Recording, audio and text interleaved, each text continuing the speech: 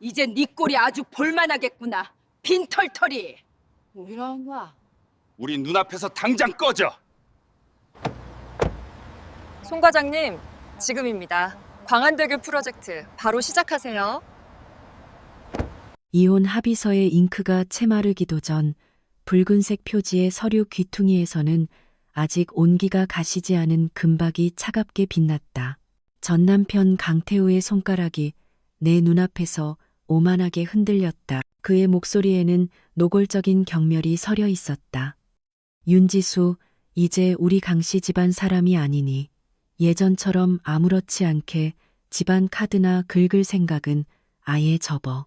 그의 곁에 서 있던 시어머니 신정희 여사가 즉시 말을 거들었다. 새빨간 인조 손톱을 붙인 손을 강태우의 어깨에 얹고는 얼음장같이 차가운 눈으로 나를 쏘아붙였다. 그럼 애초에 우리 태우가 정이 많지 않았더라면 부산 토박이도 아닌 것이 어디 감히 마린시티 같은 부촌에 발을 들여놓을 생각을 했겠어? 이혼했으니 당장 내 그 총구석으로 돌아가. 여기서 왈가왈부하고 싶지 않아. 나는 말없이 이혼 서류를 핸드백에 넣었다. 손끝이 차가웠다. 가방 속 스마트폰 화면이 환하게 밝아졌다. 어머니에게서 온 메시지였다. 계획대로 진행하거라. 은행 쪽에는 이미 언지를 주었다. 해운대구청 정문을 나서자 강태우가 자신의 검은색 벤츠 S클래스에 시동을 걸었다. 차창이 스르르 내려가고 신정희 여사가 머리를 내밀었다. 주변 사람들이 모두 들으라는 듯 일부러 목소리를 키웠다. 윤지수, 마린시티 아파트에 둔 내 물건들 당장 빼가도록 해. 이미 가사 관리인 시켜서 내 그 싸구려 잡동사니들 전부 창고에 처박아 버리라고 했으니까. 나는 그들의 차가 매연을 내뿜으며 사라지는 것을 보며 스마트폰을 꺼내 들었다. 신한은행의 송지훈 과장에게 전화를 걸었다. 전화가 연결되자마자 나는 곧장 본론으로 들어갔다. 송 과장님, 광안대교 프로젝트 시작해 주십시오. 880억 원 자금 전액 해성물류 관련 계좌에서 인출해 주십시오. 사전에 협의된 절차에 따라 진행해 주시기 바랍니다. 수화기 너머로 잠시 정적이 흘렀다. 송 과장의 목소리에는 재차 확인하려는 기색이 엿보였다. 윤 대표님, 확실하십니까? 해당 자금은 현재 부산 신항만 개발 프로젝트에 투입되어 있습니다. 갑작스럽게 자금을 회수하시면 연쇄적인 파장이 클 수 있습니다. 확실합니다. 나는 구청 앞 계단에 서 있었다. 바닷바람이 옷깃을 스쳤다. 모든 리스크 관리 방안은 저희 어머니께서 이미 은행장님과 논의를 마치셨습니다. 지금은 실행만 하면 됩니다.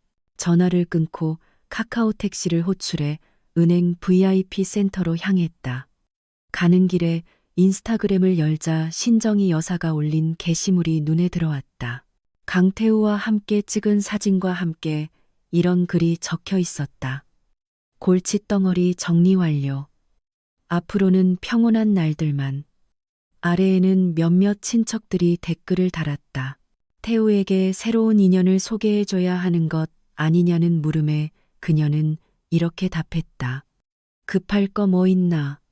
우선 집안 자산부터 좀 불리고 요즘 해운대 두산이브더제니스가 눈에 들어와서 몇 채 더 사서 식구들 나눠줄까 생각 중이야. 은행에 도착하니 송 과장이 VIP 상담실에서 기다리고 있었다. 테이블 위에는 두툼한 서류 뭉치가 놓여 있었다. 그가 펜을 건네며 말했다. 대표님, 자금 인출 확인서에 서명 부탁드립니다. 그리고 저희가 확인해 본 결과 해성물류가 최근 더 제니스 측과 단체 구매를 협상 중인 것이 사실입니다.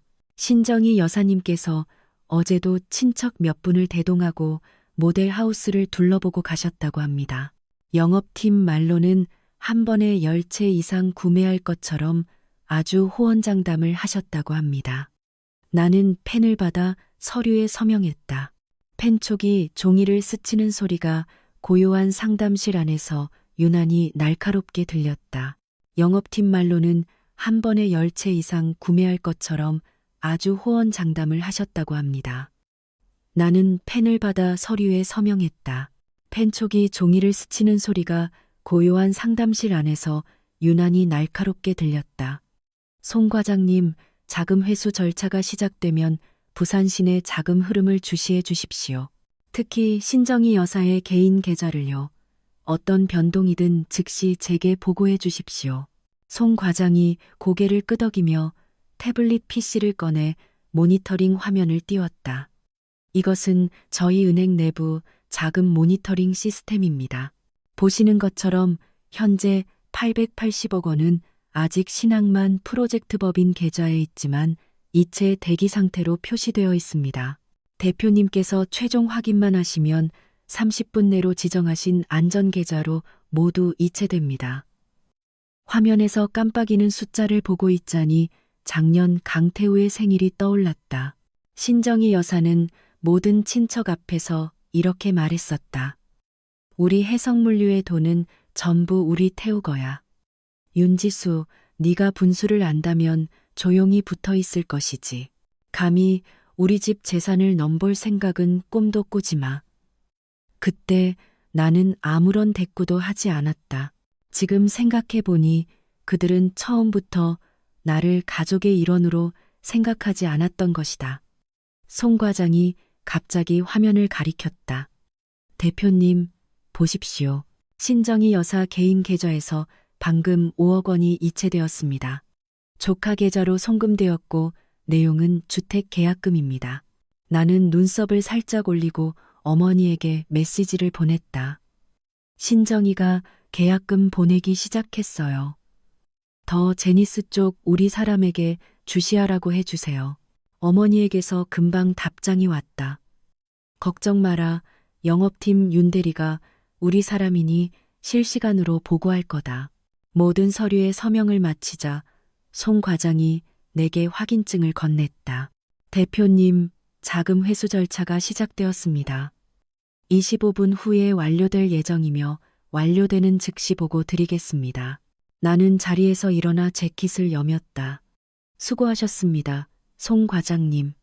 이후 상황 변동 시 바로 연락 부탁드립니다. 은행 문을 나서자 바다 위로 쏟아지는 햇살이 눈부셨다. 나는 하늘을 올려다보았다. 이것은 시작에 불과하다는 것을 잘 알고 있었다. 신정희 여사는 이혼 후 내가 빈털터리가 될 거라고 생각했겠지만 그녀와 강태우가 누리는 오늘의 부귀영화가 모두 우리 어머니가 초기에 투자했던 880억 원 덕분이라는 사실은 꿈에도 몰랐을 것이다. 이제 우리 것을 되찾을 시간이었다. 길가에 막 섰을 때 스마트폰이 울렸다. 윤대리가 보낸 메시지와 함께 사진 한 장이 첨부되어 있었다. 신정희 여사가 대여섯 명의 친척을 이끌고 더 제니스 분양 홍보관에서 조감도를 둘러싸고 손가락질을 하고 있었다. 사진 속 신정희는 화려한 보라색 투피스를 입고 샤넬 가방을 든 채 분양 소장에게 짜증을 내고 있었다. 이 조감도는 대체 왜 이 모양으로 만들었어요? 내가 찜한 동들이 왜 제일 앞이 아니죠? 당장 위치 바꿔줘요. 안 그러면 계약 안 할 거야. 윤대리는 음성 메시지도 보내왔다. 안에는 분양 소장의 목소리가 담겨 있었다. 신 여사님, 여사님께서 보신 동들은 이미 가장 좋은 위치입니다. 바로 앞이 중앙정원이라 광안대교 뷰가 정말 환상적입니다. 신정희의 목소리가 즉시 높아졌다. 난 몰라요. 무조건 제일 앞으로 해줘요. 당신들이 못하면 지금 당장 가버릴 테니 사장 불러와요. 나는 메시지를 보며 입가에 냉소를 머금었다. 신정희는 항상 저런 식이었다. 돈 몇 푼 있다고 기고만장했지만 그 돈이 곧 사라질 것이라는 사실은 알지 못했다. 그때 송 과장에게서 전화가 걸려왔다. 목소리가 다급했다. 대표님, 자금 회수 완료되었습니다. 880억 원 전액안전 계좌로 이체되었습니다. 그리고 신정희 여사의 개인 계좌에 아까 이체된 5억 계약금을 제외하고도 70억 원의 유동자금이 있는 것으로 확인되었습니다. 현재는 변동이 없습니다. 좋아요. 나는 스마트폰을 꽉 쥐었다. 손가락 마디가 하얗게 질렸다. 계속 주시해 주십시오. 특히 오늘 카드 결제로 집을 사려고 할 때 움직임이 포착되는 즉시 제게 알려주십시오. 전화를 끊고 택시를 잡아 내 오피스텔로 돌아왔다. 오는 길에 강태우에게서 카카오톡 메시지가 왔다. 내용은 간단했다. 아파트에 둔 내 짐 당장 안 치우면 내가 사람 시켜서 버릴 줄 알아. 나는 그 메시지를 보자마자 그의 카톡을 차단하고 스마트폰을 무음으로 바꿨다. 오피스텔은 결혼 전에 내가 사둔 곳이었다. 크지는 않았지만 조용했다. 문으로 들어서서 이혼 서류를 현관 신발장 위에 올려두고 소파에 앉아 노트북을 켰다. 화면에는 어머니가 보낸 메일이 떠 있었다. 아내는 해성물류의 최근 몇 년간의 재무제표와 신정희가 공금을 횡령하여 자기 친정 식구들에게 집을 사준 증거들이 들어 있었다. 어머니는 이미 이런 날이 올 것을 예견하고 3년 전부터 해성물류의 증거를 수집해 오셨던 것이다. 나는 재무제표를 넘기며 키보드로 한 줄의 글자를 쳤다. 엄마, 신정희가 오늘 더 제니스에서 아파트 10채를 사려고 해요. 아마 오후에 계약하고 결제할 것 같아요. 어머니에게서 금방 답장이 왔다. 알겠다. 은행 쪽은 준비 끝났어. 그 여자가 카드 긁기만 해봐. 즉시 계좌 동결시킬 테니. 나는 소파에 기대 눈을 감았다. 강태우와 막 결혼했을 때 신정희는 내게 그럭저럭 친절했다. 하지만 어머니가 해성물류에 880억 원을 투자한 후부터 그녀의 태도는 점점 더 악랄해졌다. 내가 강씨 집안 덕에 호강한다고 늘 생각하는 듯했다.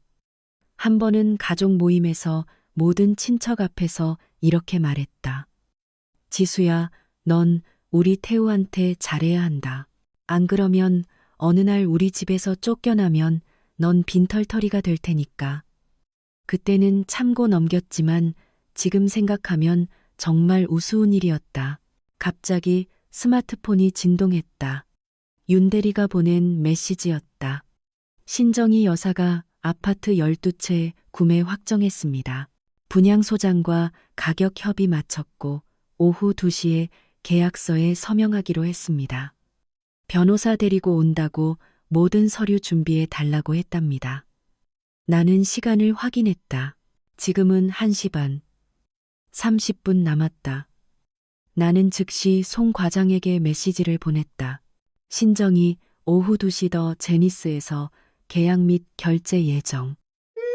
계좌 주시하다가 이체나 카드 결제 움직임 포착 시 즉시 동결. 송 과장이 답했다.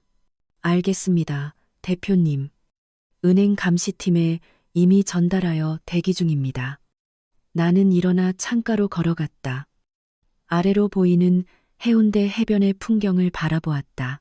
오후 2시는 신정희에게 악몽의 시작이 될 것임을 잘 알고 있었다.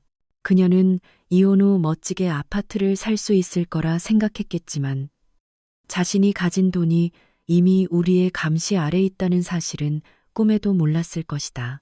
이 880억 원은 어머니가 피땀 흘려 번 돈이다.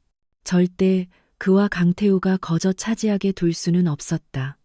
나는 오피스텔 소파에 앉아 스마트폰 화면을 가볍게 쓸어 넘겼다.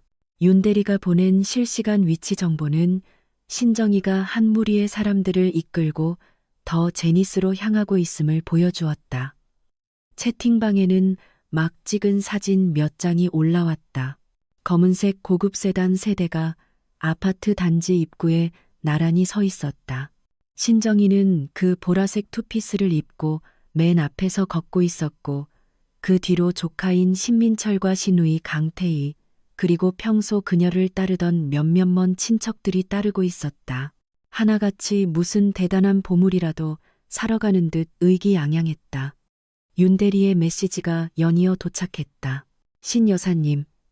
그가 홍보관에서 일부러 신정이를 이렇게 불렀다. 방금 차에서 친척들에게 이번에 아파트 10채를 사서 아들에게 3채, 조카에게 2채를 주고 나머지는 다른 친척들에게 나눠주겠다고 했답니다. 앞으로 다들 자기만 믿고 호의호식하게 해주겠다고 큰 소리쳤어요. 나는 메시지를 보며 냉소했다. 신정이는 아직 손에 넣지도 않은 아파트를 자신의 전리품인 양여기고 있었다. 그것이 허상에 불과하다는 것도 모른 채 얼마 지나지 않아 윤대리가 또 음성 메시지를 보내왔다. 배경이 시끄러웠고 신정이의 목소리가 들렸다. 이 분양 홍보관은 대체 왜 이래요? 에어컨을 이렇게 약하게 틀어서 날 동상 걸리게 할 셈이에요? 당장 온도 높이고 우리 모두에게 최고급 커피 한 잔씩 내와요. 나를 소홀히 대접하면 오늘 이 계약 엎어버릴 줄 알아요. 이내 분양소장이 아첨하는 목소리가 들렸다. 신 여사님, 노여움 푸십시오. 바로 온도 조절하고 커피는 금방 준비하겠습니다. 나는 노트북을 켜 어머니 사무실의 CCTV 화면에 접속했다. 어머니는 책상에 앉아 서류를 처리하고 있었고 옆에 있던 비서가 서류를 들고 들어왔다. 오 대표님, 더 제니스 쪽에서 연락 왔습니다. 신정이가 분양 홍보관에 도착해서 분양소장과 아파트의 구체적인 위치를 확인하고 있다고 합니다. 각 아파트의 평면도를 전부 출력해달라고 하나하나 직접 고르겠다고 했답니다. 어머니는 고개를 끄덕였다. 알겠어요. 윤대리에게 계속 주시하라고 전해요. 어떤 상황이든 즉시 보고하라고. 나는 책상 위 물컵을 들어 한 모금 마셨다. 지난번 신정이와 더 제니스에 갔던 장면이 떠올랐다. 작년 여름이었다. 그녀는 굳이 나를 끌고 아파트를 보러 가자고 했다. 강태우에게 줄 신혼집을 사야 한다면서. 결국 분양 홍보관에 도착하자 그녀는 분양 직원 앞에서 이렇게 말했다. 윤지수, 이 아파트 좀 봐. 지금 우리가 사는 집이랑 비교하면 한참 멀었지? 너처럼 세상 물정 모르는 애들 눈욕이나 시켜줄 정도는 되겠네. 당시 나는 그녀와 다투지 않았다. 지금 생각해보니 그때부터 이미 그녀는 내 앞에서 과시하기 시작했던 것이다. 윤대리의 메시지가 다시 떴다. 신정이 여사가 조카 신민철과 싸우기 시작했습니다. 신민철이 중앙정원과 가까운 동을 원하는데 신정이 여사는 그 동을 강태우에게 줘야 한다고 합니다. 둘이 얼굴이 붉어지도록 싸우고 있고 다른 친척들도 옆에서 신정이 여사가 편애한다고 부추기고 있습니다. 나는 메시지를 보며 입꼬리를 올렸다. 정말 오합지졸들이군. 아파트를 손에 넣기도 전에 내분이라니. 얼마 지나지 않아 윤대리가 동영상 하나를 보내왔다. 영상 속에서 신정이는 신민철의 코를 가리키며 소리쳤다. 이 배은 망덕한 놈. 내가 아니었으면 네가 오늘 같은 날이 있었을 것 같아? 그 동은 무조건 태우거야. 한 번만 더 나한테 되들면 너한텐 한 푼도 안 줄 거야. 신민철은 고개를 숙인 채 얼굴이 굳어 있었지만 감히 반박하지 못했다. 다른 친척들이 그 모습을 보고 서둘러 중재에 나섰다. 아이고, 형님. 다 한 가족인데 화기애애하게 지내야죠. 뒤에 좋은 동들도 몇 개 더 있잖아요. 민철이는 그거 고르라고 하면 되죠. 신정이는 그제야 화를 누그러뜨리고 다른 동을 가리키며 말했다. 좋아, 저 동은 너가 줘. 한 번만 더 되들면 가만 안 둬.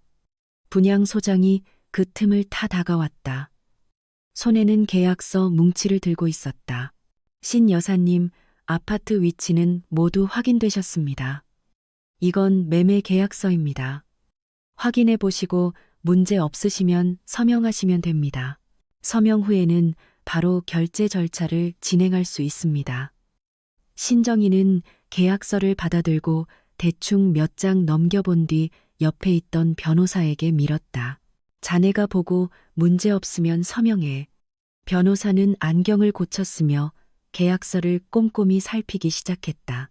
신정희는 소파에 앉아 스마트폰을 꺼내 사진을 찍어 인스타그램에 올리기 시작했다.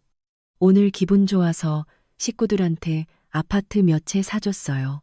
해운대 더 제니스 이웃하고 싶은 사람 있나요? 나는 그녀의 인스타그램을 보았다. 아래에는 이미 많은 댓글이 달려 있었다. 전부 아부하는 말들이었다. 신정희는 그것을 보며 흐뭇하게 웃었다. 그때 어머니에게서 전화가 걸려왔다. 지수야, 은행 쪽은 준비 끝났어. 신정희가 카드 긁는 순간 바로 계좌 동결시킬 거야. 너희 쪽 상황은 어때? 나는 창가로 걸어가 바깥의 햇살을 보았다. 엄마, 신정희가 변호사한테 계약서 검토하라고 했어요. 곧 서명하고 결제할 것 같아요. 윤대리가 옆에서 지켜보고 있으니 상황 생기면 바로 알려줄 거예요. 어머니는 하고 대답했다. 그래, 긴장하지 말고 계획대로만 하면 돼. 그 여자 도망 못 가. 전화를 끊자 윤대리에게서 메시지가 왔다. 변호사가 계약서 다 봤답니다. 문제 없다고 하고 신정희 여사가 지금 서명 중입니다. 서명 끝나면 바로 카드 결제할 준비를 하고 있어요. 분양 소장이 이미 카드 단말기 가져왔습니다. 나는 즉시 송 과장에게 메시지를 보냈다. 송 과장님, 준비하세요. 신정희가 곧 카드 결제합니다. 송 과장이 답했다. 알겠습니다, 대표님. 동결팀이 대기 중이며 언제든 계좌를 동결할 수 있습니다. 나는 스마트폰을 쥔 손에 힘을 주었다. 손바닥에 살짝 땀이 났다. 이미 준비는 다 했지만 그래도 조금 긴장되었다. 얼마 지나지 않아 윤대리가 실시간 음성 메시지를 보내왔다. 안에는 신정희의 목소리가 담겨 있었다. 단말기 줘요. 내가 글게. 그리고 분양 소장의 목소리가 들렸다. 네, 신 여사님. 이 카드로 하시겠습니까? 신정희가 이라고 대답했고 이어서 카드 긁는 소리가 들렸다. 그리고 잠시 대기하는 신호음이 이어졌다.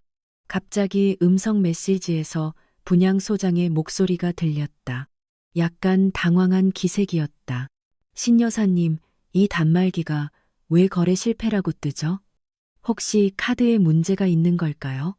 신정희의 목소리가 즉시 짜증스럽게 변했다. 그럴 리가. 다시 한번 긁어봐요. 다시 카드 긁는 소리가 들렸지만 결과는 여전히 거래 실패였다. 신정희의 목소리가 순식간에 높아졌다. 대체 어떻게 된 거야? 당신네 단말기가 고장난 거 아니에요? 당장 다른 걸로 바꿔요.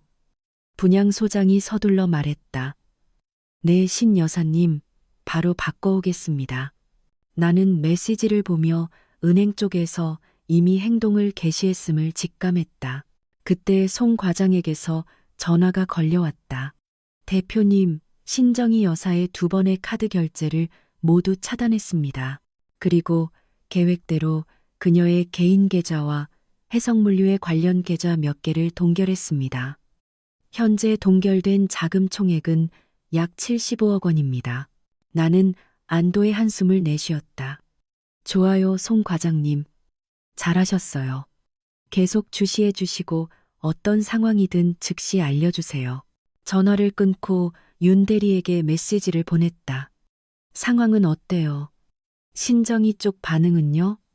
윤 대리가 금방 답했. 신정희 여사 엄청 화났어요. 분양 소장한테 한바탕 욕을 퍼붓고 자기들을 일부러 곤란하게 만든다고 난리입니다. 은행에 전화해서 어떻게 된 건지 물어보겠다고 하네요. 지금 전화하고 있는데 얼굴이 말이 아니에요. 나는 소파에 기대며 속으로 냉소했다. 신정희, 이제 시작일 뿐이야. 네가 우리에게 진 빚은 이게 다가 아니지. 얼마 지나지 않아 윤 대리가 메시지를 보내왔다. 신정희 여사가 은행에 전화했는데 아무도 안 받는데요. 더 화가 나서 스마트폰을 소파에 던져버리고 은행에 직접 찾아가서 따지겠다고 합니다. 친척들도 불안해하며 무슨 일이냐고, 자금에 문제가 생긴 거냐고 묻고 있어요.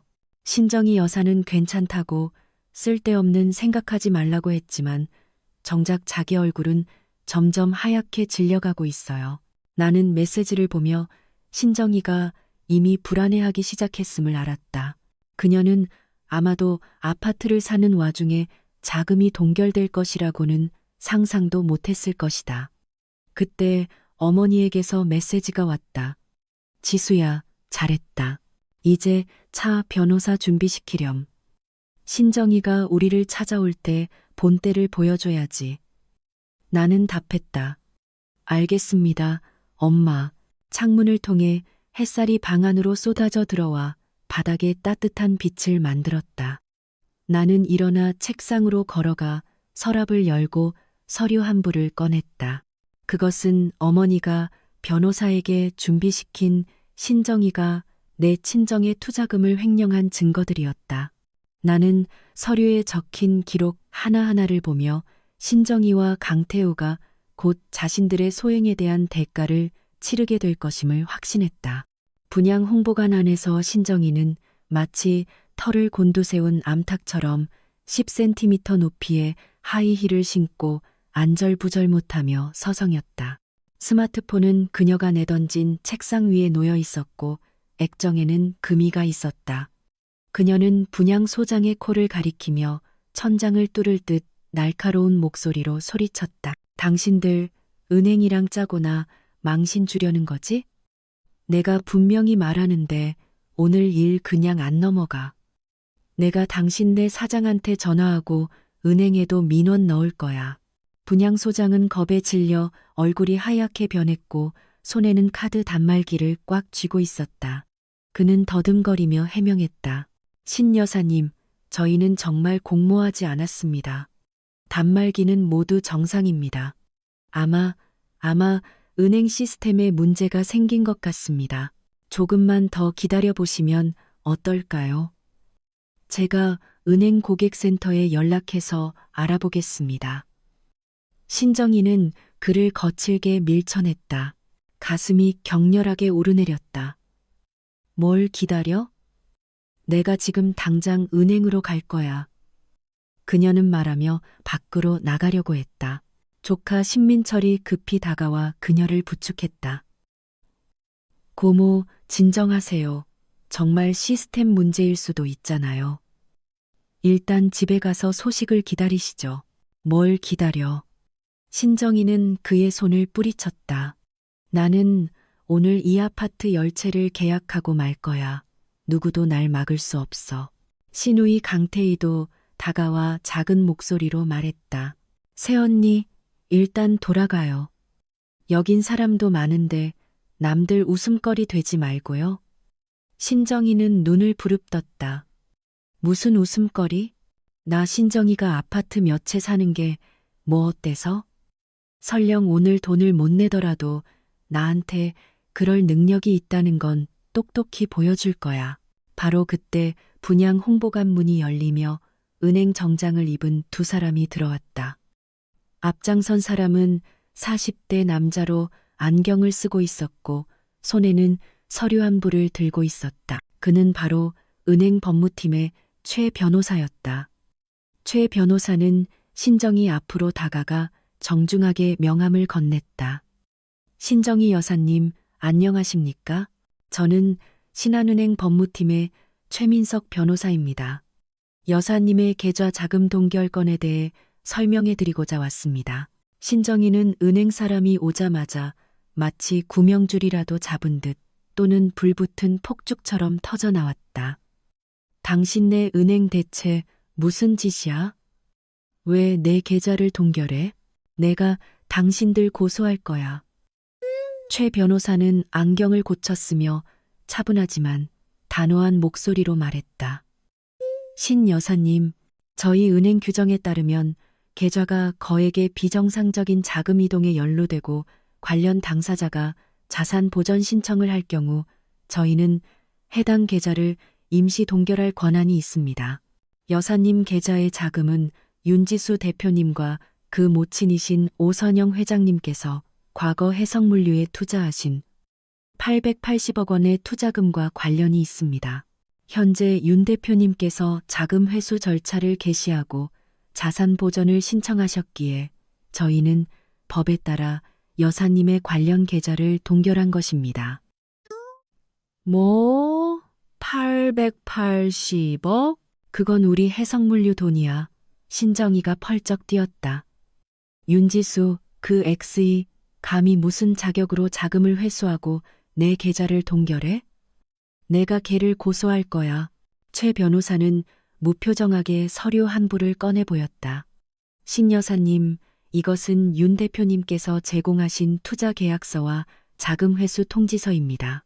여기에는 여사님의 아드님 되시는 강태우 사장님의 서명과 해성물류의 법인인감이 찍혀 있습니다. 법적 효력이 있는 서류입니다. 동결 조치에 이의가 있으시다면 법적 절차를 통해 해결하실 수 있습니다. 하지만 그 전까지는 계좌는 계속 동결 상태로 유지될 것입니다. 신정희는 서류에 찍힌 서명과 인감을 보고는 얼굴이 순식간에 새하얗게 질렸다. 그녀는 비틀거리며 뒤로 몇 걸음 물러나 소파에 주저앉았다. 그녀의 친척들은 그 모습을 보고 하나같이 당황한 기색을 보였다. 신민철이 조용히 강태희의 옷소매를 잡아당겼다. 누나, 우리 일단 가자. 여기 분위기가 좀 이상해.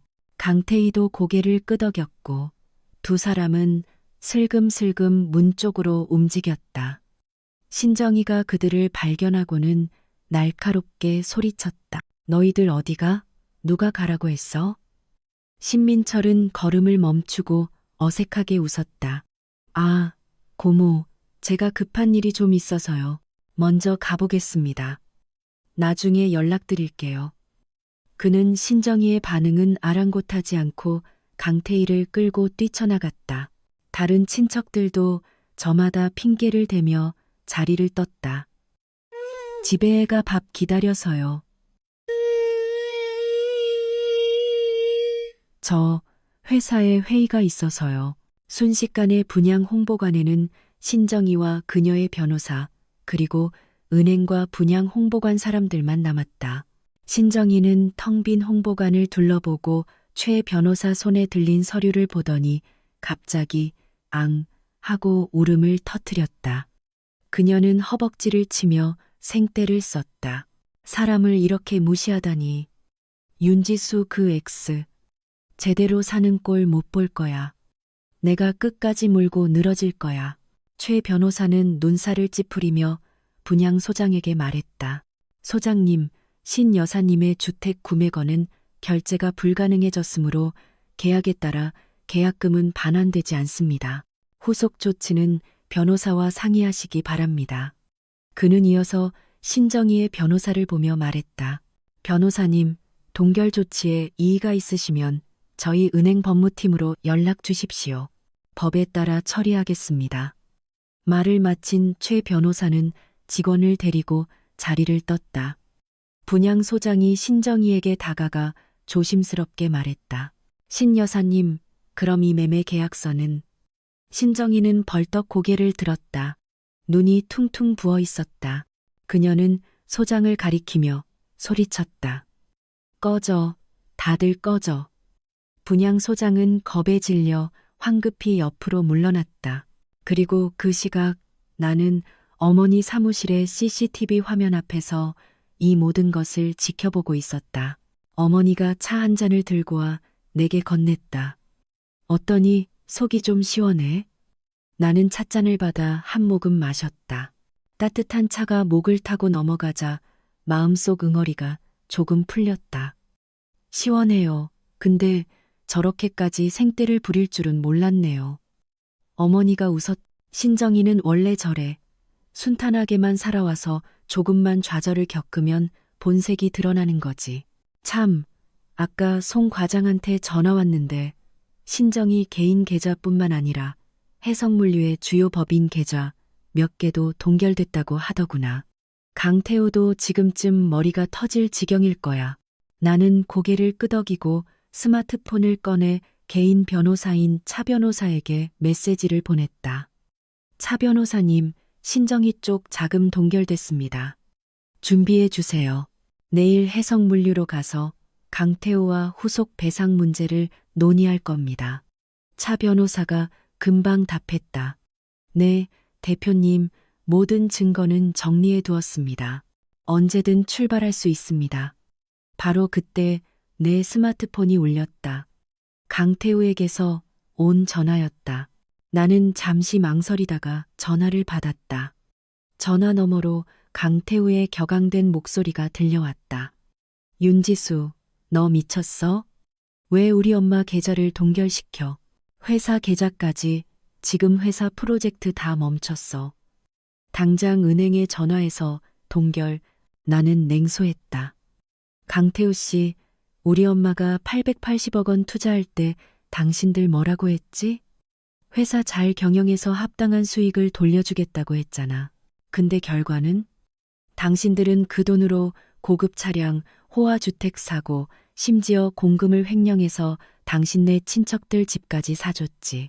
내가 지금 자금을 회수하고 계좌를 동결하는 게 이상한 일이야? 그건 우리 회사 돈이야. 너랑은 상관없어. 강태우가 소리쳤다. 나랑 상관없다고? 나는 목소리를 높였다. 투자 계약서에 분명히 명시되어 있어. 우리 엄마가 최대 주주고 자금을 회수할 권리가 있다고.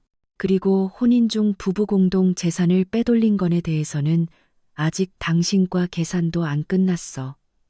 일을 더 크게 만들고 싶지 않으면 얌전히 협조해. 그렇지 않으면 당신네 집안의 추악한 비밀을 세상에 다 까발리는 수도 있어. 강태우는 몇 초간 침묵했다. 그의 목소리가 부드러워졌다. 지수야, 우리 그래도 부부였잖아. 이렇게까지 모질게 굴지 마. 어떻게 하면 계좌 동결을 풀어줄 건지 말해줘. 동결만 풀어주면 뭐든 협의할 수 있어. 나는 속으로 비웃었다. 이제 와서야 꼬리를 내리다니. 진작 그러지 그랬어. 간단해. 당신들이 횡령한 자금을 우리 엄마한테 돌려줘. 그리고 우리 쪽 자금 회수로 발생한 손실도 배상하고, 마지막으로 당신이 혼인 중에 빼돌린 재산도 전부 내놔. 그렇지 않으면 협상은 없어. 강태우는 다시 침묵했다. 한참 후에야 말했다. 알았어. 엄마랑 상의해보고 내일 답을 줄게. 나는 단칼에 거절했다. 상의할 필요 없어. 내일 오전 10시에 내 변호사랑 해성물류로 찾아갈 거야. 그때까지 모든 걸 확실하게 생각해도 내 시간 낭비하지 말고. 나는 말을 마치고 전화를 끊었다. 더 이상 그와 말 섞고 싶지 않았다. 어머니가 내 어깨를 토닥였다. 잘했다. 저런 인간들한테는 정에 호소할 필요 없어. 나는 CCTV 화면 속에서 여전히 생떼를 부리는 신정희를 보았다. 내일은 또 다른 힘든 싸움이 될 것임을 직감했다. 하지만 나는 두렵지 않았다. 내 손에는 증거가 있고 자신감이 있으며 무엇보다 내 뒤에는 어머니가 계셨다. 분양 홍보관에서 신정희는 마침내 울음을 그쳤다. 그녀의 변호사가 다가와 작은 목소리로 말했다. 여사님, 일단 돌아가시죠. 여기는 이야기할 장소가 아닙니다. 그리고 은행 쪽에서도 법적 절차를 통해 해결할 수 있다고 했으니 돌아가서 소송 준비를 하시죠. 신정희는 눈물을 닦으며 일어섰다. 그녀의 눈에는 원망이 가득했다. 그래, 소송해야지. 걔네들하고 윤지수 그 엑스까지 내가 반드시 대가를 치르게 할 거야. 그녀는 하이힐을 신고 비틀거리며 밖으로 걸어나갔다. 그 뒷모습은 유난히 초라해 보였다. 나는 CCTV 화면을 껐다. 엄마, 우리도 돌아가요. 내일 해성물류에 가야 하잖아요. 어머니는 고개를 끄덕였다. 우리는 함께 사무실을 나섰다. 바깥은 이미 어두워져 있었다. 화려한 네온 사인이 켜지고 도시의 야경은 유난히 아름다웠다. 나는 창밖의 불빛을 보며 마음속으로 다짐했다. 반드시 신정희와 강태우가 자신들의 소행에 대한 응당한 대가를 치르게 하리라고. 우리 집안 사람들이 만만치 않다는 것을 똑똑히 보여주리라고. 다음 날 오전 9시 50분. 나와 차 변호사는 해성물류 사옥 로비에 서 있었다. 안내 데스크 직원은 우리를 보고는 눈빛이 흔들렸다. 아마 강태우에게서 이미 지시를 받은 모양이었다. 그녀는 잠시 망설이다가 내선 전화를 걸었다. 사장님, 윤지수 대표님과 변호사님이 도착하셨습니다. 전화기 너머에서 무언가 말이 오갔고 직원은 전화를 끊은 후 우리에게 말했다. 대표님, 사장님께서 최상층 회의실에서 기다리고 계십니다. 이쪽으로 오시죠. 엘리베이터가 천천히 올라갔다. 거울에는 나와 차 변호사의 모습이 비쳤다. 나는 몸에 잘 맞는 검은색 정장을 입고 머리는 높게 포니테일로 묶었다. 얼굴에는 아무런 표정이 없었다. 차 변호사는 손에 검은색 서류 가방을 들고 있었고 그 안에는 모든 증거 서류가 들어 있었다. 엘리베이터 문이 열리자 강태우와 그의 변호사가 회의실 문 앞에서 기다리고 있었다. 강태우는 회색 정장을 입고 있었고 눈에는 핏발이 서 있었다. 분명 밤을 새운 모습이었다. 윤지수, 대체 원하는 게 뭐야? 회의실에 들어서자마자 강태우가 참지 못하고 입을 열었다. 그의 목소리에는 억눌린 분노가 담겨 있었다. 나는 회의 테이블 상석에 앉았다. 차 변호사는 내 옆에 앉아 서류 가방을 테이블 위에 놓았다. 강태우 씨, 어제 분명히 말했어요. 횡령한 투자금 880억 원을 우리 엄마한테 돌려주고 자금 회수로 인한 손실 50억 원을 배상하세요. 그리고 당신이 혼인 중에 빼돌린 부부 공동재산 30억 원도 전부 내놓으세요. 강태우의 변호사가 즉시 입을 열었다. 윤 대표님, 그 요구는 너무 과합니다. 880억 원은 해성물류에 투입된 투자금입니다. 현재 회사는 프로젝트의 중요한 시점에 있습니다.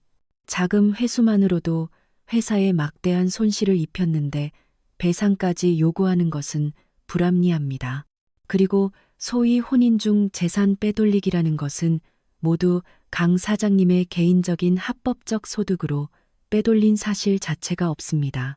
차 변호사가 냉소하며 서류 가방을 열었다. 그는 서류 한 뭉치를 꺼내 테이블 위에 던졌다. 이 변호사님, 똑똑히 보시죠. 이것은 해성물류의 최근 몇 년간의 재무제표입니다. 여기에는 신정희 여사께서 회사 계좌에서 70억 원을 횡령하여 조카 신민철에게 집과 차를 사주고 50억 원을 친정 남동생의 사업 자금으로 지원한 내역이 분명히 기록되어 있습니다. 이것들은 모두 저희 어머니의 투자금으로 지불된 것입니다. 그리고 이것은 강태우 씨가 혼인 중에 몰래 내연녀에게 사준 아파트와 고급차의 이체 기록입니다. 총 30억 원입니다. 이것들이 혼인 중 재산 빼돌리기가 아닙니까? 강태우의 얼굴이 순식간에 새하얗게 질렸다. 그의 변호사는 서류를 집어들고 넘겨보았는데 손이 떨리고 있었다. 강태우가 벌떡 일어나 나를 가리켰다. 윤지수, 너 날 뒷조사했어? 나는 의자의 등을 기대 양팔을 가슴 앞에서 꼈다. 뒷조사? 당신들이 너무 지나치게 굴지 않았더라면 내가 그럴 필요가 있었을까요? 우리 엄마가 돈을 투자할 때는 당신들이 회사를 잘 경영할 거라고 믿었기 때문이에요. 근데 결과는요? 당신들은 우리 돈으로 사리사욕을 채우고 밖에서는 내연녀나 키우고 정말 우리 집안이 만만해 보였나 보죠. 바로 그때 회의실 문이 열리고 신정희가 들어왔다. 그녀는 검은색 원피스를 입고 있었고 짙은 화장으로 초췌한 모습을 감추려 애쓰고 있었다. 윤지수, 이 나쁜 년. 여기서 헛소리 짓거리지 마. 그 돈은 다 우리 해성물류가 번 돈이야. 너희 집안이랑은 상관없어. 나는 그녀를 보며 스마트폰을 꺼내 녹음 파일을 재생했다. 안에는 신정이와 그녀의 남동생이 나누는 대화가 담겨 있었다. 동생, 걱정 마. 누나가 회사에서 50억 빼서 너 줬잖아. 이 돈 혹시 집안에서 투자한 돈이니까 갚을 필요 없어. 마음대로 써. 신정이는 녹음을 듣고는 얼굴이 순식간에 새하얗게 질렸다. 그녀는 비틀거리며 한 걸음 물러섰다. 네가 어떻게 이 녹음을 모르게 하려면 아예 하지를 말았어야죠. 나는 녹음을 껐다. 신정이 여사님, 이 증거들은 제가 이미 은행과 국세청에 제출했습니다. 만약 협조하지 않으시면 모든 돈을 돌려줘야 할 뿐만 아니라 감옥살이도 각오하셔야 할 겁니다. 강태우와 신정이는 서로를 바라보았다. 서로의 눈에서 공포를 읽었다.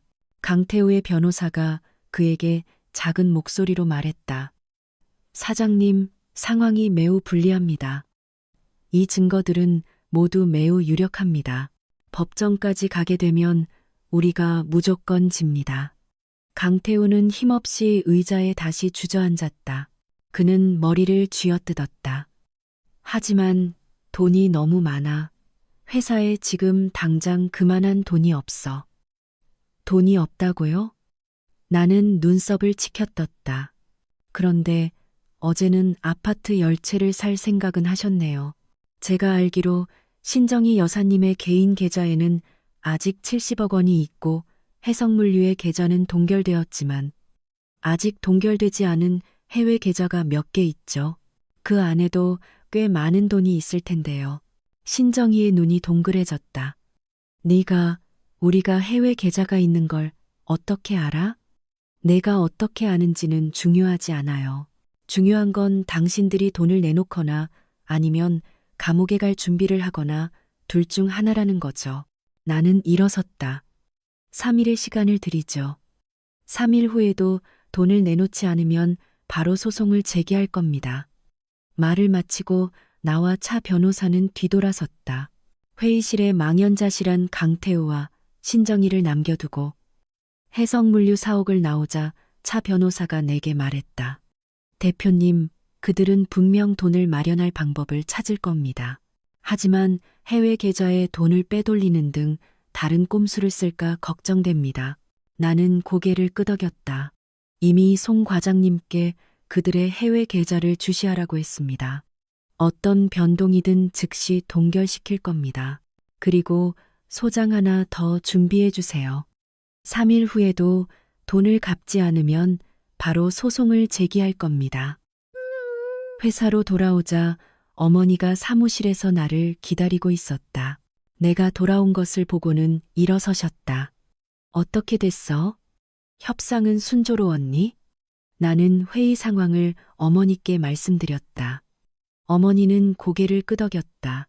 잘했다. 하지만 방심하면 안 돼.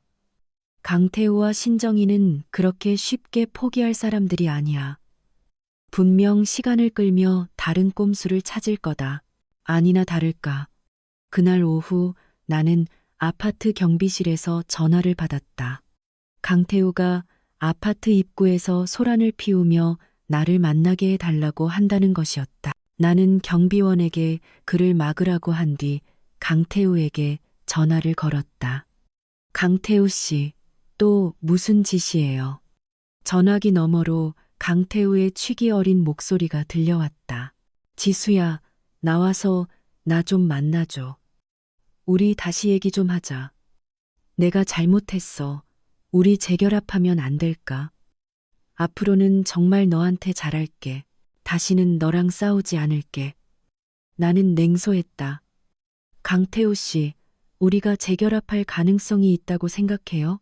당신이 지금 이런 말을 하는 건 단지 내가 계좌 동결을 풀어주길 바라는 것 뿐이잖아요. 헛수고하지 마세요. 만약 아파트 입구에서 계속 소란을 피우면 바로 경찰에 신고할 겁니다. 나는 말을 마치고 전화를 끊었다. 그리고 아파트 경비실에 메시지를 보내 강태우가 계속 소란을 피우면 바로 경찰에 신고하라고 했다. 얼마 지나지 않아 차 변호사에게서 또 전화가 왔다. 대표님, 해운대 더 제니스 개발사 법무팀에서 연락이 왔습니다. 신정희 여사가 아파트를 살 때 계약금 5억 원을 냈는데 지금 잔금 지급이 불가능해져서 계약에 따라 계약금은 반환되지 않는다고 합니다.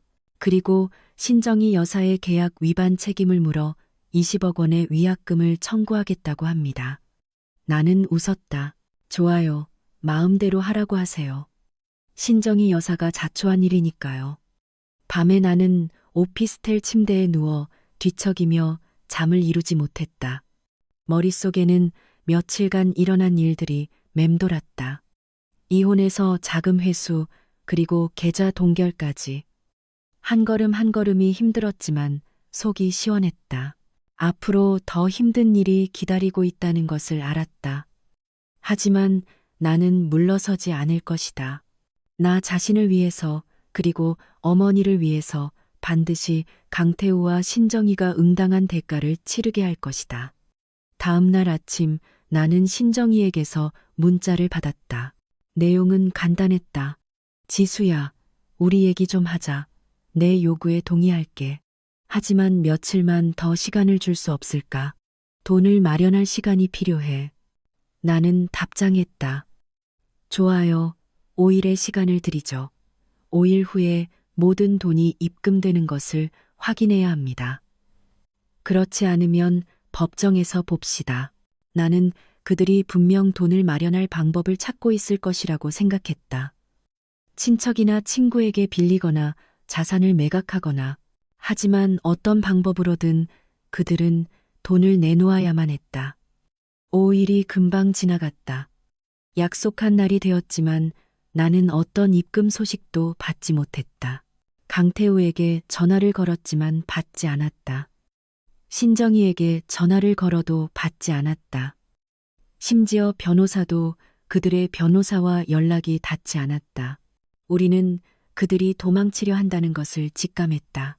나는 즉시 송 과장에게 전화를 걸었다. 송 과장님, 해성물류의 해외 계좌에 변동이 있습니까? 송 과장의 목소리가 다급했다. 대표님, 바로 방금 그들의 해외 계좌에서 100억 원의 자금이 스위스의 한 계좌로 이체되고 있었습니다.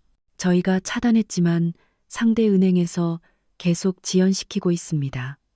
아마 자금 이체를 성공시키려는 속셈인 것 같습니다. 반드시 막아야 합니다. 나는 전화기에 대고 소리쳤다. 어떤 방법을 써서라도 그 돈이 빠져나가게 해서는 안 됩니다. 송 과장이 말했다. 상대 은행과 계속 협상 중이며 동시에 인터폴에도 연락했습니다. 막을 수 있을 겁니다. 나는 전화를 끊고 마음이 조급해졌다. 만약 그 돈이 빠져나가면 되찾기는 어려워질 것이다. 차 변호사가 말했다. 대표님, 지금 바로 해성물류로 가보죠. 그들이 대체 무슨 속셈인지 알아봐야 합니다. 우리는 즉시 차를 몰아 해성물류로 향했다. 사옥 아래에 도착하니 많은 직원들이 밖으로 나오고 있었다. 입으로는 웅성거렸다. 회사 부도난데, 사장도 도망갔다던데. 진짜? 그럼 우리 월급은 어떻게? 나는 심장이 쿵 내려앉았다. 서둘러 사옥 안으로 뛰어들어갔다. 엘리베이터는 이미 멈춰 있었고 우리는 계단을 통해 최상층까지 올라가야 했다. 최상층 사무실은 텅 비어 있었다. 강태우와 신정희는 이미 사라진 뒤였다. 나는 텅 빈 사무실을 보며 분하고 조급한 마음이 들었다. 차 변호사가 말했다. 대표님, 진정하세요. 이미 경찰에 신고했습니다. 경찰이 전력을 다해 그들을 추적할 겁니다. 그리고 그들의 해외 계좌 자금도 차단되었으니 멀리 도망가지 못할 겁니다. 나는 고개를 끄덕이고 스마트폰을 꺼내 어머니께 전화를 걸어 상황을 설명했다. 어머니는 나에게 진정하라고 하셨다. 모든 인맥을 동원해 사람 찾는 것을 돕겠다고 하셨다. 바로 그때 내 스마트폰이 울렸다. 모르는 번호였다. 나는 잠시 망설이다가 전화를 받았다. 전화기 너머로 쉬어빠진 목소리가 들려왔다. 윤지수, 날 더 이상 몰아붙이지 마. 한 번만 더 날 몰아붙이면 나도 가만히 있지 않을 거야. 다 같이 죽는 거야. 강태우의 목소리였다. 나는 냉소했다. 강태우 씨, 당신이 도망칠 수 있을 거라고 생각해요? 당신의 해외 계좌 자금은 차단됐고 당신은 지금 무일 뿐이에요. 설령 도망친다 해도 제대로 살 수 없을걸요. 분수를 안다면 당장 돌아와서 돈을 갚고 선처를 구하세요. 강태우는 몇 초간 침묵하더니 전화를 끊었다. 나는 그가 이제 막다른 골목에 몰렸다는 것을 알았다. 아마 곧 모습을 드러낼 것이다. 나와 차 변호사는 해성물류 회의실에 앉아 경찰의 소식을 기다렸다. 얼마 지나지 않아 경찰에게서 전화가 왔다. 인천국제공항에서 강태우와 신정희를 체포했다고 했다. 그들은 비행기를 타고 해외로 도피하려던 참이었다. 나는 안도의 한숨을 내쉬었다.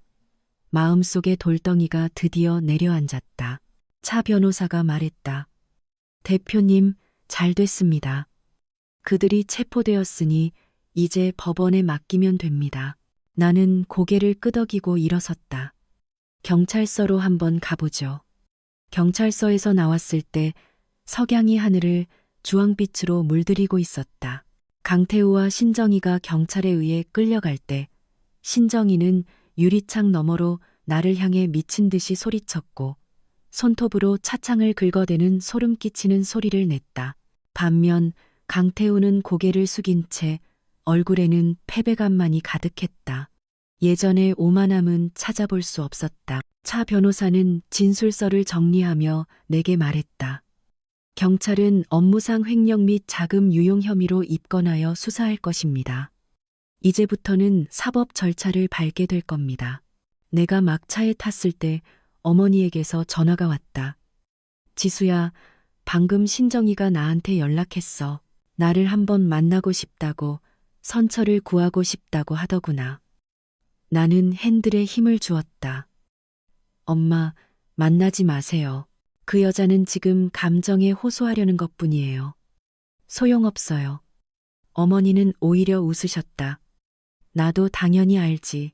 하지만 그 여자가 무슨 수작을 부릴지 궁금하구나. 내일 오전에 회사 접견실로 오라고 해라. 마침 잘 됐지. 이번 기회에 확실히 정리해야 할 것들이 있으니. 전화를 끊고 나는 창밖으로 빠르게 지나가는 거리 풍경을 보았다. 3년 전 신정희와 함께 처음으로 어머니 회사에 갔던 날이 떠올랐다. 그때 그녀는 상냥한 척하며 어머니의 손을 잡고 이렇게 말했다. 회장님, 걱정 마세요. 제가 지수를 친딸처럼 여기고 절대 조금의 서러움도 받지 않게 하겠습니다. 지금 생각하니 그 말들이 얼마나 위선적이었는지 모른다. 다음 날 오전 10시 신정희는 약속대로 어머니 회사 접견실에 나타났다. 그녀에게서는 예전의 화려함은 찾아볼 수 없었다. 물 빠진 파란색 원피스를 입고 있었고 머리는 헝클어져 있었으며 눈은 퉁퉁 부어 있었다. 분명 울었던 모양이었다. 어머니가 들어오는 것을 보자 그녀는 즉시 달려들어 어머니의 다리를 붙잡으려 했지만 어머니 곁에 비서에게 제지당했다. 회장님, 제가 잘못했어요. 제가 정말 잘못했어요. 신정희는 바닥에 무릎을 꿇고 애절하게 울었다. 부디 너그러이 용서해 주시고 저와 태우를 살려주세요. 다시는 그러지 않겠습니다. 그 돈 어떻게든 갚겠습니다. 제발 저희를 감옥에 보내지 말아주세요. 어머니는 소파에 앉아 비서가 건넨 차를 한 모금 마셨다. 목소리는 평온했다. 신정희 씨, 내가 처음에 해성물류에 돈을 투자한 건 우리 지수를 봐서였고 당신들이 회사를 잘 경영할 거라고 믿었기 때문이요. 그런데 당신은 어땠소?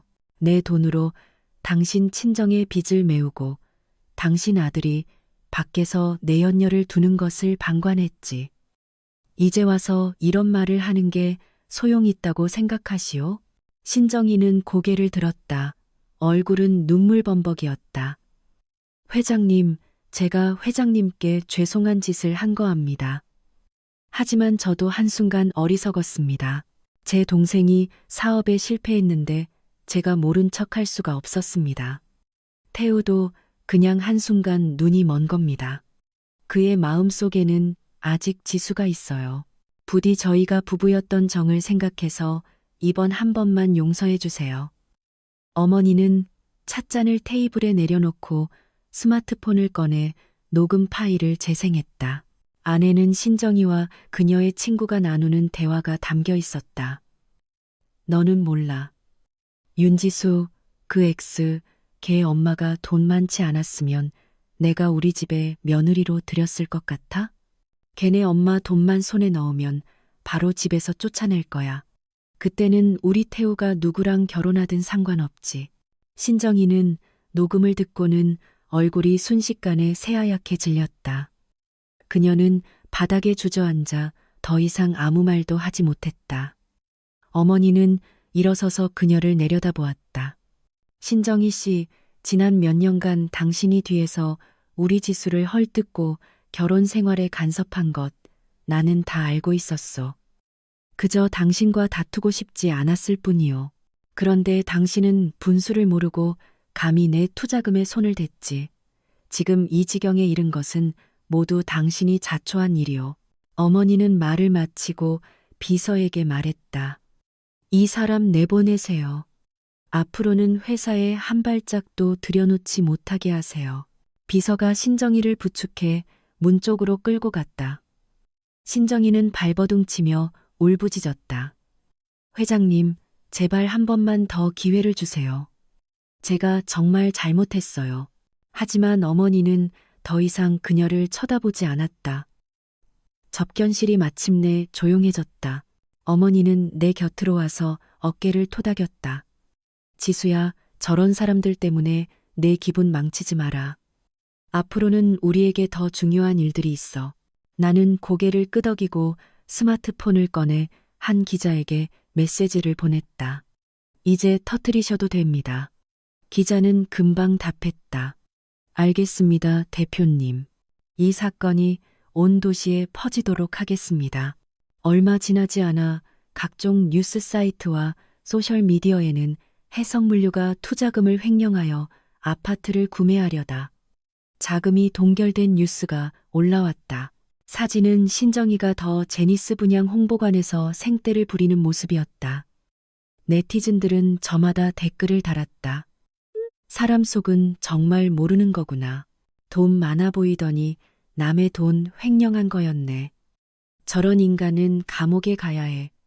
너무 악랄하다. 뉴스가 퍼지면서 해성물류의 주가는 계속해서 폭락했고 곧 공모가를 밑돌았다. 많은 투자자들이 주식을 내던졌고 해성물류는 전례 없는 위기에 빠졌다. 나와 어머니는 그 틈을 타 해성물류의 일부 우량 자산을 인수하여 우리 회사의 사업을 확장했다. 바로 그때 나는 모르는 번호로 온 협박 문자를 받았다. 윤지수, 한 번만 더 우리를 몰아붙이면 너랑 내 엄마 무사하지 못할 줄 알아. 나는 문자를 보고 조금도 두렵지 않았다. 오히려 우스웠다. 나는 문자를 경찰에 전달했고 경찰은 금방 문자를 보낸 사람을 찾아냈다. 신정희의 조카 신민철이었다. 얼마 지나지 않아 경찰은 신민철을 체포했고 협박 혐의로 구속했다. 밤에 나와 어머니는 집 베란다에 앉아 밤 야경을 보았다. 어머니가 내게 와인 한 잔을 건넸다. 지수야, 며칠 동안 고생 많았다. 나는 와인을 받아들고 어머니와 잔을 부딪혔다. 엄마, 고생 아니에요. 다 그들이 자초한 일인걸요. 어머니가 웃었다. 네가 그렇게 생각하니 다행이다. 앞으로 우리의 날들은 점점 더 좋아질 거야. 나는 잔 속의 와인을 보았다. 이 전쟁이 아직 끝나지 않았다는 것을 알았다. 강태우와 신정희의 사건은 아직 재판 중이고 그들의 해외 계좌 자금은 여전히 상대 은행과 교섭 중이었다. 앞으로 처리해야 할 일들이 많았지만 나는 더 이상 두렵지 않았다. 나와 어머니가 함께라면 해결하지 못할 문제는 없다는 것을 알기 때문이었다. 다음 날 아침 나는 차 변호사에게서 전화를 받았다. 대표님, 좋은 소식입니다. 경찰이 해성물류 해외 계좌에 있던 100억 원의 자금을 모두 회수했습니다. 그리고 강태우와 신정희 명의의 부동산과 고급차도 모두 압류되어 경매 절차가 진행 중입니다. 경매 수익금은 우리의 손실을 변제하는 데 사용될 것입니다. 나는 마음속으로 기뻤다. 정말 잘 됐네요. 차 변호사님, 수고하셨습니다. 차 변호사가 말했다. 제가 해야 할 일입니다, 대표님. 이제 법원의 판결을 기다리면 됩니다. 전화를 끊고 나는 사무실 창가로 걸어가 바깥의 햇살을 보았다. 마음속에 희망이 가득했다. 미래에 어떤 어려움이 닥치더라도 나는 용감하게 맞설 것이다. 나는 더 이상 남에게 휘둘리던 윤지수가 아니기 때문이다. 나는 이미 나 자신과 가족을 지킬 수 있는 사람으로 성장했다. 법원 개정일 하늘에서는 가랑비가 내렸다. 나와 어머니, 차 변호사는 원고석에 앉아 피고석에 앉은 강태우와 신정희를 보았다. 그들은 수의를 입고 머리가 헝클어져 예전의 화려함은 찾아볼 수 없었다. 강태우는 고개를 숙인 채 나를 쳐다보지 못했고 신정희는 계속해서 눈물을 닦으며 후회 가득한 눈빛을 보였다. 재판이 시작되자 판사는 증거를 하나하나 확인했다. 차 변호사는 논리 정연하게 강태우와 신정희의 죄목을 진술했다. 자금 유용 100억 원, 혼인 중 재산 빼돌리기 30억 원, 업무상 횡령 70억 원. 각각의 죄목에는 명백한 증거가 뒷받침되었다. 강태우의 변호사는 변론을 시도했지만 철저한 증거 앞에서 모든 것은 헛수고였다. 판사가 신정희에게 죄를 인정하느냐고 묻자 신정희는 갑자기 감정이 폭발하여 큰 소리로 외쳤다. 인정합니다. 제가 잘못했습니다. 판사님, 부디 선처를 베풀어 주세요. 저에게는 아직 연로하신 어머니가 계십니다. 판사는 법봉을 두드리며 그녀에게 조용히 하라고 지시했다. 피고인, 법정 질서를 지켜주십시오. 피고인의 사정은 참작하겠지만 법은 공정하며 피고인의 애원으로 판결이 바뀌지는 않을 것입니다. 재판은 하루 종일 계속되어 오후 6시가 되어서야 끝났다. 판사는 휴정을 선언하고 추후 선고 기일을 정하겠다고 했다. 법원을 나왔을 때 비는 이미 그쳐 있었다. 석양이 구름 사이로 비쳐 아름다운 무지개를 만들었다. 신정희가 법무관에게 끌려 내 옆을 지나갈 때 갑자기 걸음을 멈췄다. 그녀는 쉰 목소리로 말했다. 지수야, 내가 미안했다. 앞으로 우리 태우 좀 잘 부탁한다. 나는 그녀를 쳐다보지 않고 그저 앞으로 걸어갔다. 어떤 상처는 일단 생기면 다시는 돌이킬 수 없는 법이다. 일주일 후 법원의 판결문이 나왔다. 강태우는 자금 유용죄, 업무상 횡령죄, 혼인 중 재산 빼돌리기죄 등 여러 죄목이 병합되어 징역 15년과 벌금 500억 원을 선고받았다. 최미숙은 자금 유용죄, 업무상 횡령죄로 징역 10년과 벌금 300억 원을 선고받았다.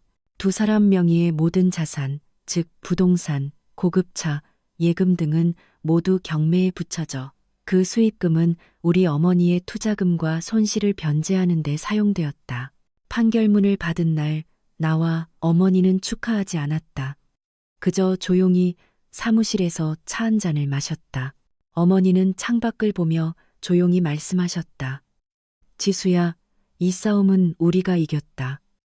하지만 잊지 말아야 해. 사업은 신의를 지켜야 하고 사람은 양심을 지켜야 한다는 것을. 그렇지 않으면 언젠가는 대가를 치르게 될 거야. 나는 고개를 끄덕이고 판결문을 서랍에 넣었다. 이것은 단지 승리의 증거일 뿐만 아니라 경고이기도 했다. 해성물류는 채무를 상환할 능력이 없어 결국 파산 절차에 들어갔다. 나와 어머니의 회사는 그 틈을 타 해성물류의 몇몇 우량 프로젝트를 인수했다. 그 중에는 신재생 에너지 프로젝트와 부동산 개발 프로젝트도 있었다. 이 프로젝트들을 성공시키기 위해 나는 새로운 사업팀을 꾸렸고 매일 정신없이 바빴다. 한 번은 경쟁사가 우리 회사가 해성물류의 프로젝트를 인수한 것이 그들의 자산을 삼키기 위한 것이라는 악성 루머를 퍼뜨려 프로젝트 자금 조달에 어려움을 겪기도 했다.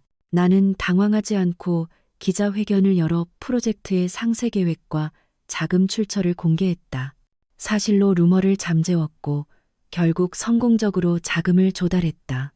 파산 관제인 사무실에서 강태우와 신정희의 친척들은 서로 책임을 떠넘기며 시끄럽게 다투고 있었다.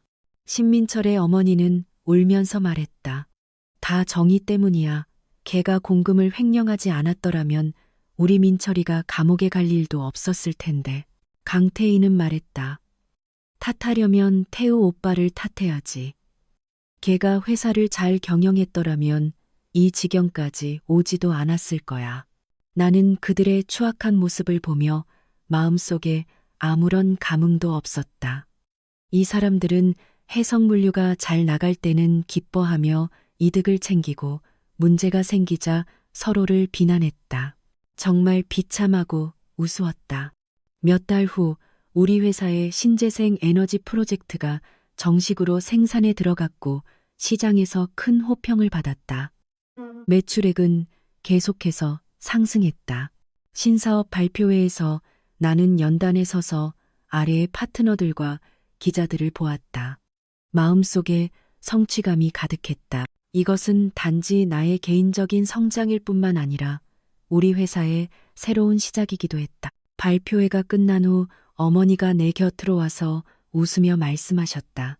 지수야, 네가 다 컸구나. 이제는 혼자서도 잘 해내는구나. 나는 어머니의 팔짱을 끼고 먼 곳의 석양을 보았다. 엄마, 다 엄마가 가르쳐 주신 덕분이에요. 여성도 강할 수 있고 자신의 노력으로 꿈을 이룰 수 있다는 것을 엄마가 알려주셨잖아요. 날이 갈수록 나는 강태우와 신정희가 남긴 상처를 점점 잊어갔다. 온전히 일과 생활에 몰두했다. 가끔 친구들에게서 그들이 감옥에서 어떻게 지내는지 소식을 들었다. 강태우는 말이 없어지고 신정희는 매일 눈물로 지샌다고 했다. 나는 그들을 동정하지 않았다. 이것은 모두 그들이 스스로 선택한 길이었기 때문이다. 어느 날 사무실을 정리하다가 우연히 그 이혼 서류를 발견했다. 붉은 표지는 이미 색이 조금 발해 있었다. 나는 서류 위에 내 사진을 보며 이혼하던 날의 장면을 떠올렸다. 그때 나는 조금 막막했지만 그보다 더 단호했다. 잘못된 사람을 떠나야만 더 나은 자신을 만날 수 있다는 것을 알았다. 나는 이혼 서류를 서랍에 넣고 스마트폰을 들어 어머니께 전화를 걸었다. 엄마, 저녁에 우리 샤브샤브 먹으러 가요. 우리 신재생 에너지 프로젝트 매출액 100억 돌파한 것 축하해요. 어머니는 전화기 너머에서 웃으며 말씀하셨다. 좋지. 마침 나도 네가 말한 그 샤브샤브 집 가보고 싶었는데. 전화를 끊고 나는 일어서서 창가로 걸어갔다. 밖에 분주한 거리를 보았다. 햇살이 내 몸에 쏟아져 따뜻하고 밝았다. 미래에 더 많은 도전이 기다리고 있다는 것을 알았다.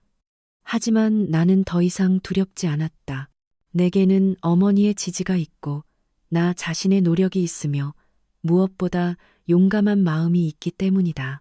나는 우리가 양심을 지키고 신의를 바탕으로 경영한다면 우리 회사는 반드시 더 좋아질 것이고 우리의 삶도 더 행복해질 것이라고 믿었다. 오늘 준비한 이야기 재미있게 들으셨나요? 정말 속이 뻥 뚫리는 사이다 같은 이야기 아니었나요? 든든한 어머니의 지원 속에서 주인공 윤지수 씨가 자신의 것을 당당히 되찾고 새로운 인생을 개척해 나가는 모습이 정말 인상 깊었습니다. 결국 탐욕과 오만은 스스로를 파멸로 이끈다는 것을 똑똑히 보여주는 이야기였네요.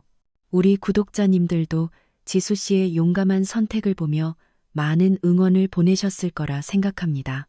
여러분은 어떤 장면에서 가장 통쾌함을 느끼셨나요? 만약 여러분이 주인공이었다면 전 시어머니와 전 남편에게 어떤 말을 해주고 싶으신가요? 여러분의 다양한 생각과 감상을 댓글로 자유롭게 남겨주세요. 보내주시는 모든 댓글은 제가 소중하게 읽어보고 있답니다. 오늘 이야기가 마음에 드셨다면 구독과 알림 설정 잊지 마시고요. 좋아요. 한 번은 다음 이야기를 만드는데 정말 큰 힘이 됩니다. 오늘도 끝까지 함께 해주신 모든 분들께 진심으로 감사드립니다. 저는 곧 더 흥미로운 이야기로 다시 찾아뵙겠습니다. 편안한 저녁 시간 보내세요. 감사합니다.